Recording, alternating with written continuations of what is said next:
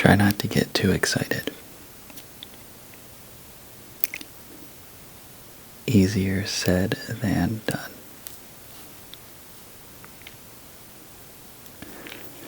Because what we have here seems to create a lot of confusion for people.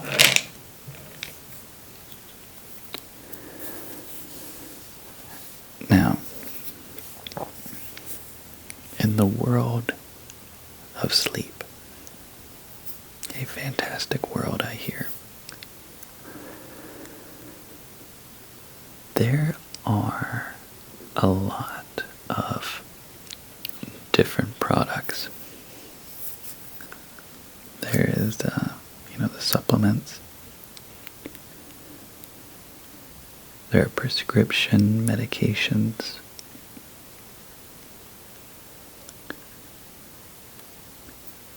It's a problem, right? If not that we have so many, I mean, not being able to sleep is more than just an inconvenience.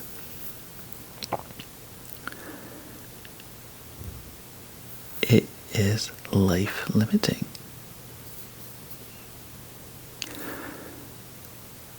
I went through a bout of sleeplessness for like a week. I had a nighttime cough, and it wouldn't go away. I couldn't work. It just so happened this was when I was in college and I was on a break. But had I had a job at that time, I wouldn't have been able to function.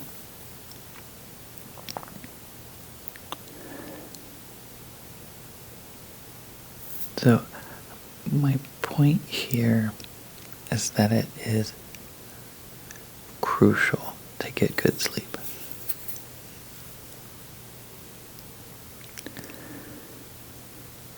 But where people kind of get confused is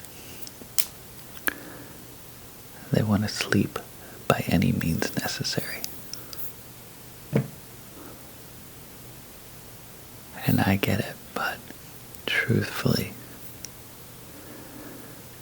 the best sleep you can get is without any medication, except for melatonin.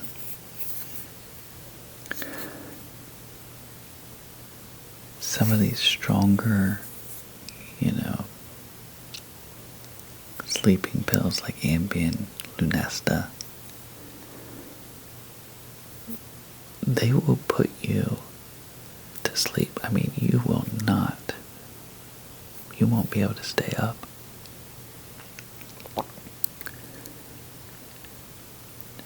But the sleep quality is not good with those things. I have said about 8 hours of ambient sleep feels like 6 hours of natural sleep. When you wake up, I mean, grogginess and whatnot. And they're very habit forming. But melatonin is different.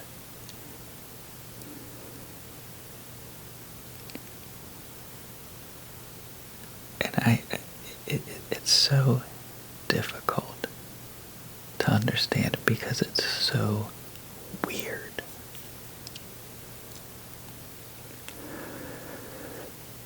In the United States, we can buy melatonin without a prescription.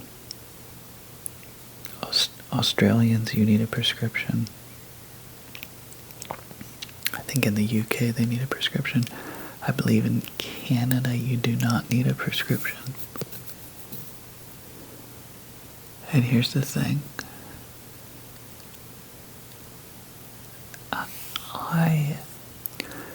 Let me put it this way. From a pharmacological perspective, melatonin should need a prescription.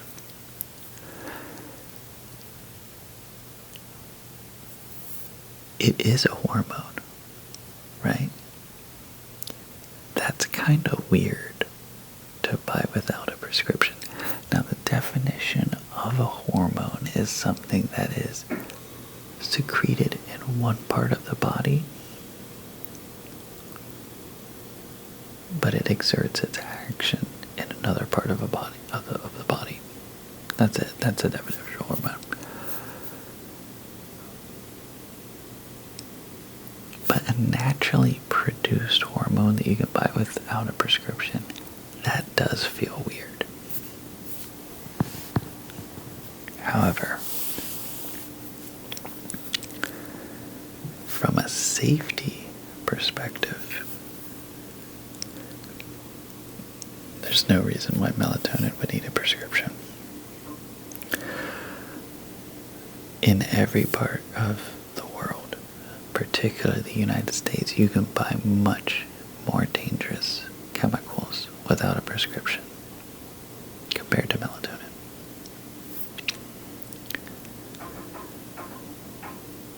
So, melatonin is secreted naturally in the pineal gland. It's in your brain stem area. And also other parts, by the way, but mostly the pineal gland. And your body secretes about 200, 300 microgram per day.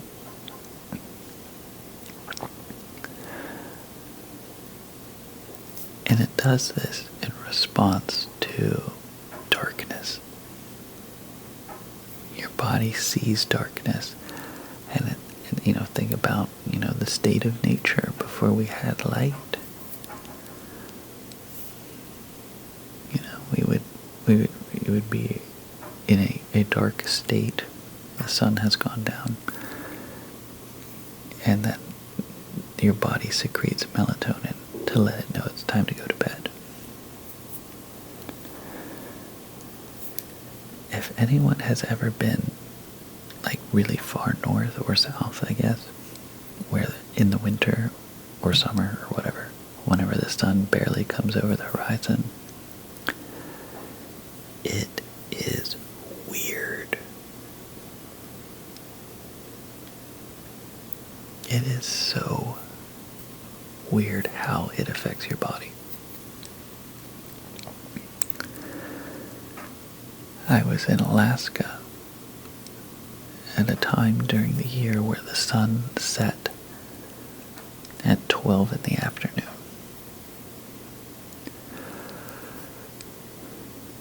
I don't remember the exact times, but I would go to bed at something like 8 p.m. and I would wake up at 8 a.m. and then I would take a nap at 10 in the morning. It was just crazy. So the point of melatonin is to simulate that effect.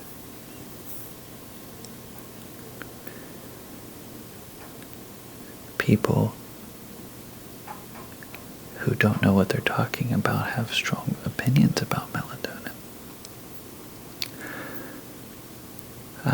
And it just so happens that what their opinions aren't wrong. It's I would say,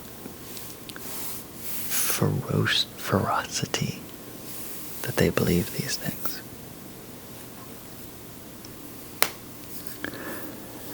For example, people say your body secretes 200 milligram of melatonin, so that's what the dose should be. 5 is way too much, they will say. But they are wrong. The goal here is not to replace melatonin in a melatonin deficient person as if they had a genetic mutation where they could not make their own melatonin. That's not the goal. things like thyroid issues, that's kind of, that logic applies, you know. If someone has a deficient thyroid, you would supplement with levothyroxine or whatever.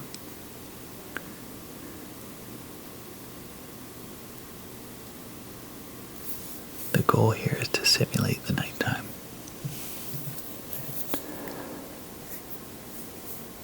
However, they're also not wrong. If you were to say you should only take 200 milligrams of melatonin, that's not wrong. I think the logic of we secrete 200 micrograms, so you should only take 200 micrograms, that is, in my opinion, not correct.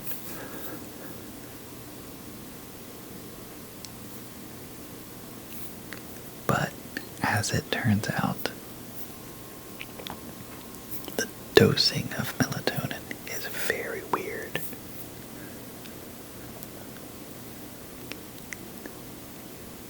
People often say the dose of melatonin, less is more.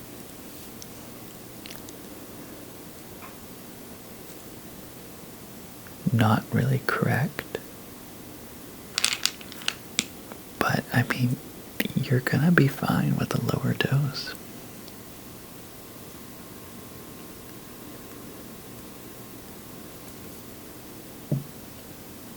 So it's not less is more. The real dose of melatonin logic is this. And this is the truth.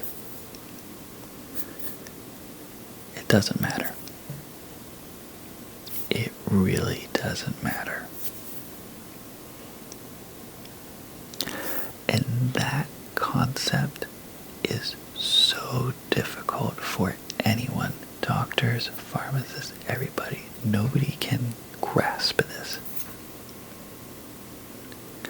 Because that is so different from most other medications. And particularly hormones.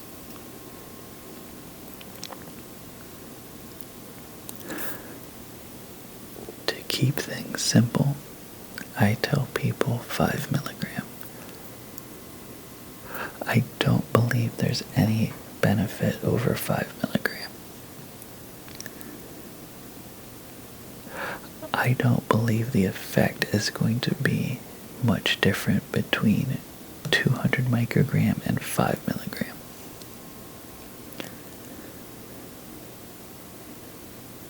That's just my professional opinion. And this is what I take whenever I take melatonin. Now pretty soon we're going to have the sleep caps, which include melatonin, L-theanine, and magnesium glycinate. This is like very powerful.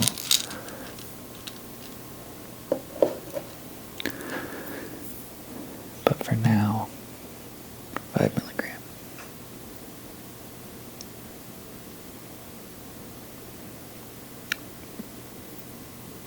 Now I just say that for the reasons I stated. If someone wants to take less, that's perfectly fine.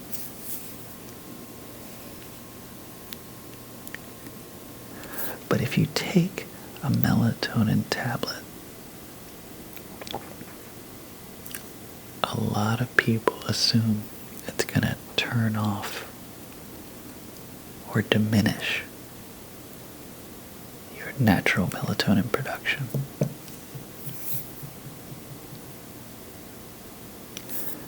That is a myth.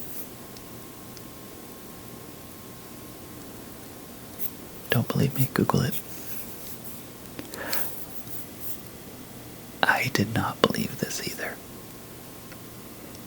Because every other hormone, if you take exogenous, you will decrease less of it in your body.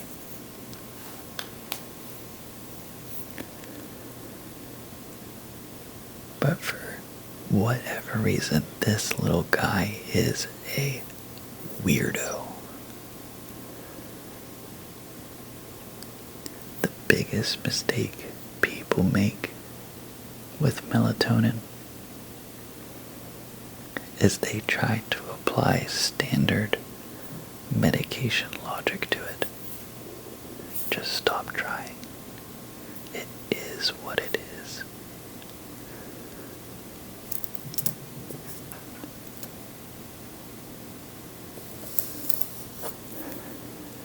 Recently, there has been a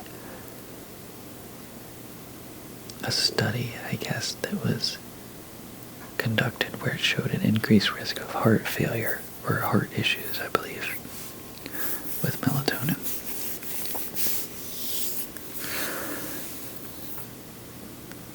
I think this is a good example of having too much information.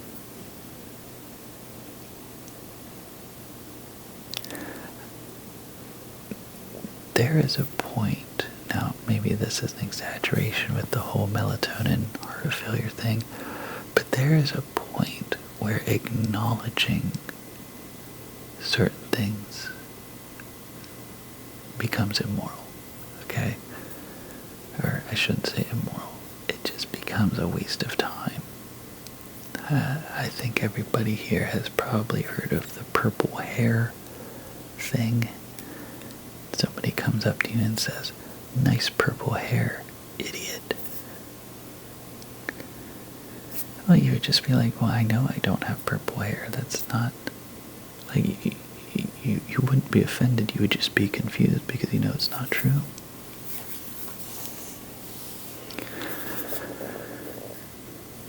And you would just ignore that, is what I'm saying. With the melatonin heart failure thing,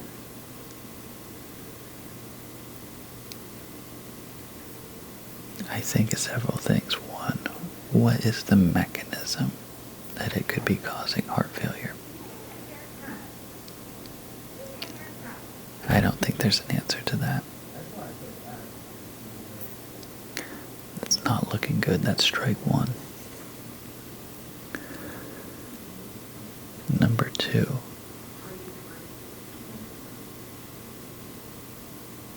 is there any reason why somebody with heart failure could have trouble sleeping?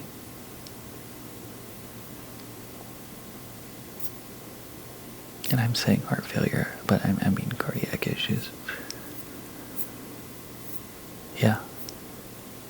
Yeah, absolutely. Or let me rephrase that. Is there any other reason why, the melatonin may not actually be causing heart failure? And yes, I mean, there's lots of reasons.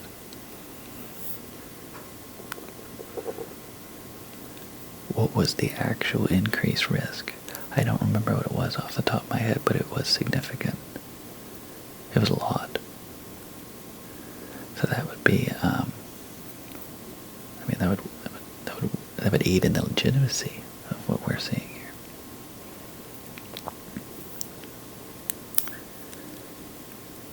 General consensus is here not something to worry about at the moment. Maybe one day maybe I could be completely wrong. But we don't know that yet. So this melatonin and heart failure thing is something I would take with a grain of salt. Again, I may be completely wrong. We'll see. But I still take melatonin. I'm not worried about it at all, honestly.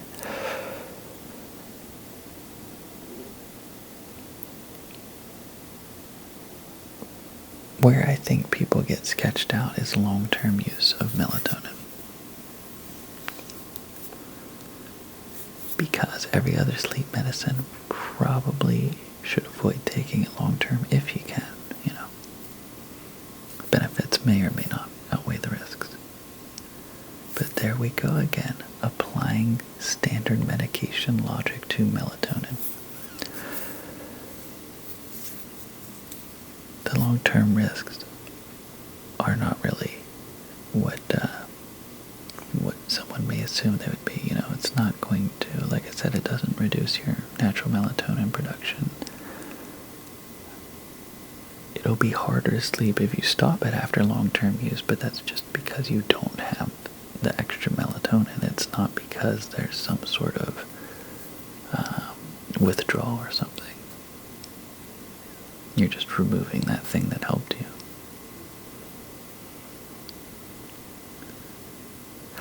I did see there was some concern in kiddos with developmental delays, though. That was pretty much the only thing I've ever seen for long-term use. Other than the heart thing, which remains to be validated. And the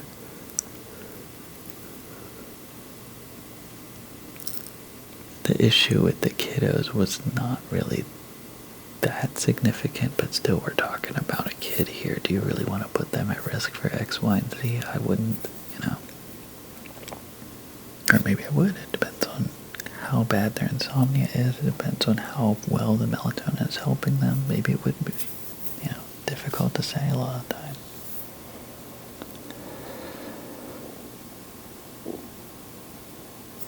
Take a look at this. Fast dissolve.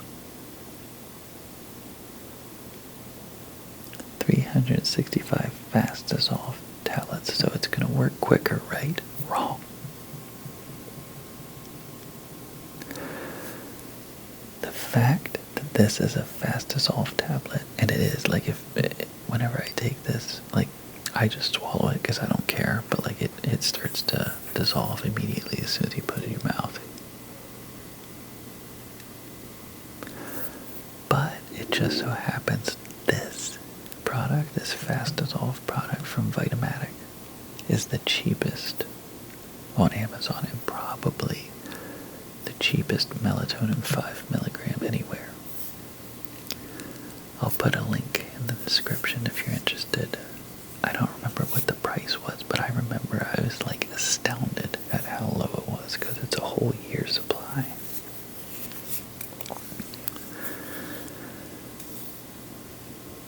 They come in sprays, they come in liquids, it doesn't matter. It doesn't matter. Just as long as you take some melatonin, and I say 5 milligram, people disagree with me, that's fine, they're not wrong either. About 30 minutes before bedtime.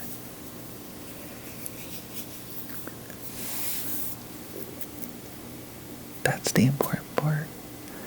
Could really care less if it's fast dissolving. For crying out loud, they probably have a melatonin patch. I don't know.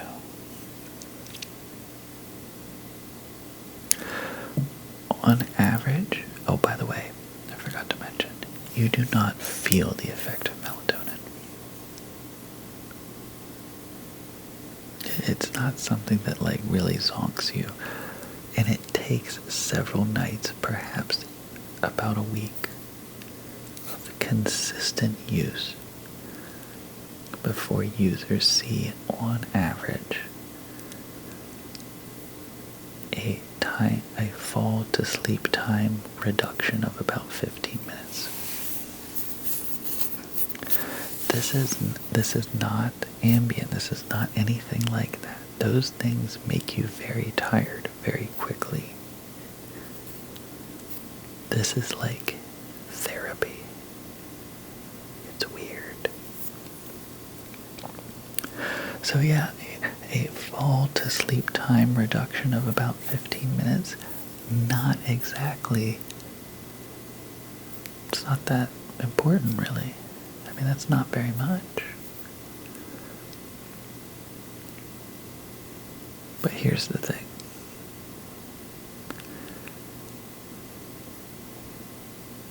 It doesn't zonk you, right? But you're feeling your reward of that sleep is very similar to just a natural sleep because this is natural hormone, right? In fact, I would say it's the same, but that's just me talking here. So you can take Ambien, get zonked out of your mind, and be asleep before your eyelids even close. but you won't feel good the next day. You can take melatonin, and yeah, it's not going to change a whole lot, just a 15-minute on average, reduction in sleep. But you're going to feel great the next day. So that's the trade-off, right?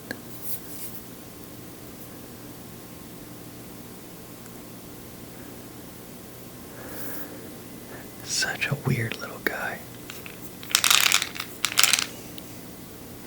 Where's this company made? P.O. Box, Raritan, New Jersey. Vitamatic.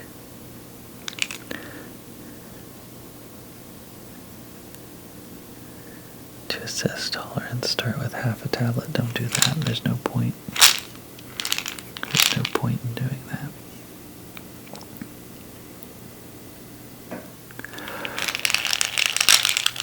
I think a lot of folks, where melatonin really shines is people who need to flip their internal clock, like after traveling really far across the world or something. I think that's like the really, really, everyone agrees is where melatonin's place definitely is the best, because you would be much better off with melatonin than Ambien or something for that specific purpose. But night after night after night, people get sketched out about taking melatonin. And there really is no reason for adults to worry. Other than that heart failure thing, but remember, has yet to be validated. So what do you think? What do you think about melatonin? I love hearing from you guys. I want to know. Now, I take melatonin very consistently. I can't feel it. I don't notice when I take it. But I notice when I don't take it. But here's the thing, I don't know if that's a nocebo effect. Because like if I'm traveling or something and I forget it and I don't have it, I'll go to bed and it'll be like, I don't know, 30, 40 minutes or whatever. It's like, oh, I don't have my melatonin, that's why I'm not sleeping. Well, really? Or are you just trying to find some reason why you're not sleeping? I don't know. That's difficult to say. It could be. I think it probably is, actually. It takes a good, if for some reason I do go somewhere a long time and I don't have it, it'll take 2 or 3 nights until things kind of feel